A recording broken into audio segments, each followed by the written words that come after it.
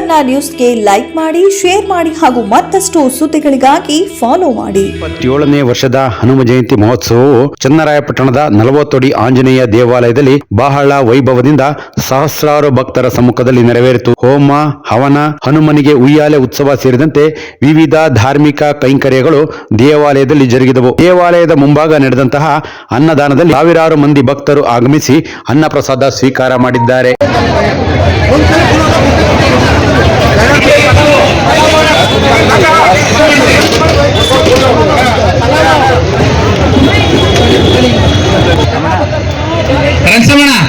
ಸಾಂಬಾರ್ ತಾಡಿ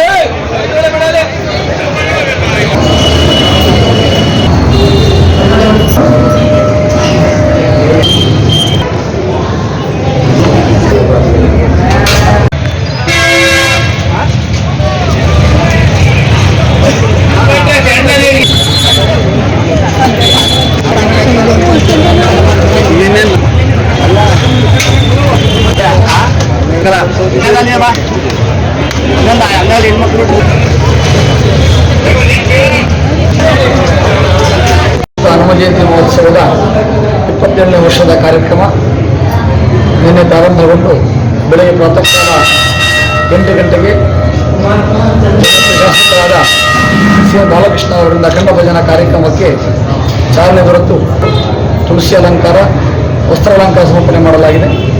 ಈ ದಿವಸ ಬೆಳಗ್ಗೆ ಸ್ವಾಮಿಯವರ ಮೂಲ ವಿಗ್ರಹಕ್ಕೆ ಅಭಿಷೇಕ, ವಿಶೇಷವಾಗಿರ್ತಕ್ಕಂಥ ಮಂಗಳ ದ್ರವ್ಯಗಳಿಂದ ಅಲಂಕಾರ, ಹೂವಿನ ಅಲಂಕಾರ ಸೇವೆಯನ್ನು ಮಾಡಿ ದೇವರ ಮುಂಭಾಗದ ಪ್ರಾಂಗಣದಲ್ಲಿ ವಿಶೇಷ ರಾಮತಾರಕವನ್ನು ಲೋಕಕಲ್ಯಾಣಾರ್ಥ ನೆರವೇರಿಸಿ ಸಹಸ್ರ ಸಂಖ್ಯೆಯ ಭಕ್ತಾದಿಗಳಿಗೆ ಅನ್ನದಾನದ ಪ್ರಸಾದ ಸೇವೆಯನ್ನು ನೀಡಲಾಗ್ತಾ ಇದೆ. ಮತ್ತು ನಾಳೆ ಬೆಳಗ್ಗೆ ವಿಶೇಷವಾಗಿ ಹನುಮ ಜಯಂತಿಯ ದಿವಸ ನಾಳೆ ಪಂಚಾಮೃತಕ್ಷಕ ಸೇವಾದಿಗಳು ಹಾಗೂ ನಾಳೆ ಹೂವಿನ ಅಲಂಕಾರ, ರಜದ ಕವಚ ಧಾರಣೆ ಕಾರ್ಯಕ್ರಮ ನಂತರದಲ್ಲಿ ನಗರದ ಪ್ರಮುಖ ಬೀದಿಗಳಲ್ಲಿ ವೈಭವ ಉತ್ಸವ ಕೂಡ ಸಾಗಲಿದೆ.